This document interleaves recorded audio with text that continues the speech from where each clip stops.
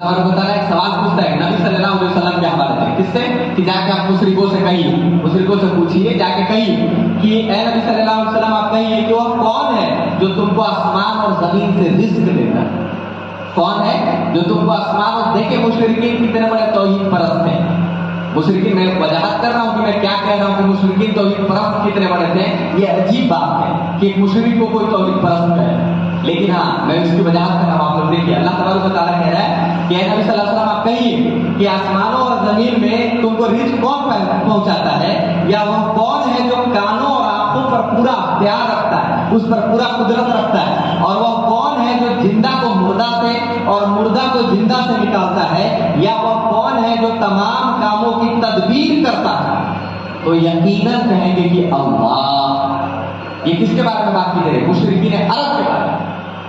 مطلب کہ اس میں ابو جہل بھی شامل ہے، جس کے بارے میں یہ کون ابو جہل ہے؟ اللہ کے رسول نے کہا تھا کہ میرے امت کا فرعون ہے.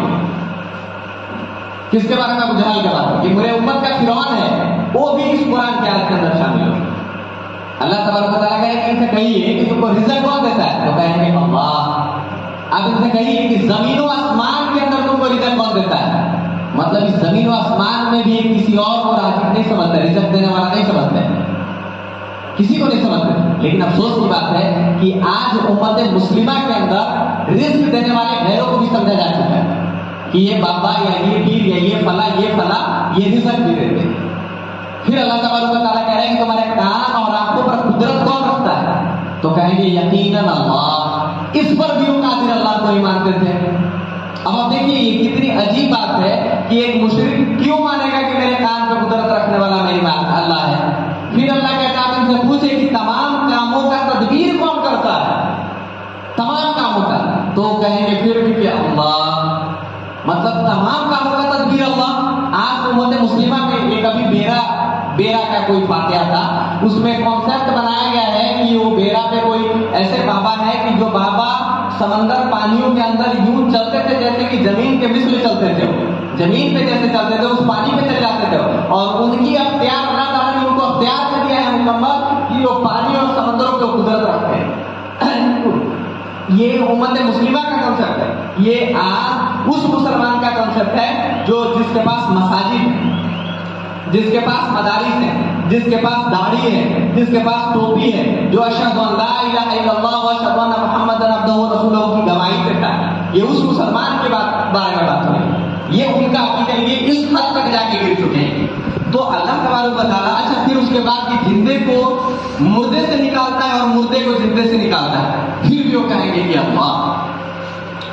ایک انسان جب پیدا ہوتا ہے، جو سائنس کے اسٹوڈنٹ ہے وہ جانتے ہوں گے، ہر شخص جانتا ہے کہ جب انسان ہوتا ہے تو انسان کے اندر سے جو نطفہ نکلتا ہے، جو سپرم نکلتا ہے، نطفہ نکلتا ہے، وہ جاندار جسم سے ایک سمجھیے کہ مردار چیز نکلتا ہے، اور پھر وہ مردار جو ہے پھر ایک جاندار کے اندر جا کے پھر وہ جاندار بنتا ہے. تو جاندار میں سے مردار اور پھر اس مردار میں سے جاندار ہو جاتا ہے. اللہ تبارک و تعالیٰ کس طریقے سے یہ سائنس کو بیان کر رہا ہے آپ لوگ دیکھیے کہ جاندار کو مردار سے اور مردار کو جاندار سے. مطلب تخلیق انسان کی بات ہو رہی ہے یا کائنات کے اندر تخلیق کے سول کی بات ہو رہی ہے، تمام مخلوقات کی تخلیق کی بات ہو رہی ہے. مخلوق میں جتنے بھی آ گئے سب کی تخلیق کی بات ہو رہی ہے. سب کا نظام ایسے ہی ہے کہ جاندار سے وہ بے جان میں، پھر بے جان سے جاندار میں نکلتے ہیں. ان تمام باتوں پہ وہ توکل رکھتے تھے کہ اللہ. مشرکین عرب جو ہے وہ اس قدر اللہ پہ یقین رکھتے تھے کہ نہیں، وہ کہتے تھے کہ نہیں اللہ ہی. پھر اللہ کہتا ہے کہ تم مجھے کہو تو پھر تم ڈرتے کیوں نہیں؟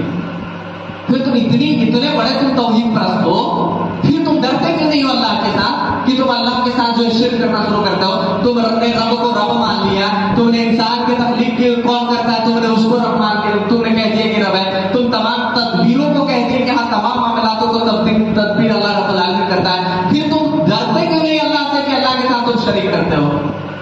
تو آپ سوچیں کہ آج جس طریقے سے مشرکین عرب کا ایمان تھا، آج امت مسلمہ کے اندر مسلمانوں کا ایمان نہیں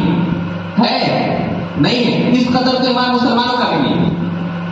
تو ہمیں یہ نہ سمجھ لیں کہ ہم اگر اللہ کو ہم نے کہہ دیا کہ ہم نے رب کو مان لیا تو اس کا مطلب یہ نہیں کہ مسلمان ہو گئے. نہیں، رب کو صرف رب مان لینے سے کوئی انسان مسلمان نہیں ہوتا، بلکہ رب کی قوانین پر مکمل اترنے سے جا کے انسان مسلمان. تو رب کو رب ماننے سے کوئی مسلمان तरीके से मुशरिकीन अरब जो थे वो नमाज भी पढ़ा करते थे। आपको मालूम है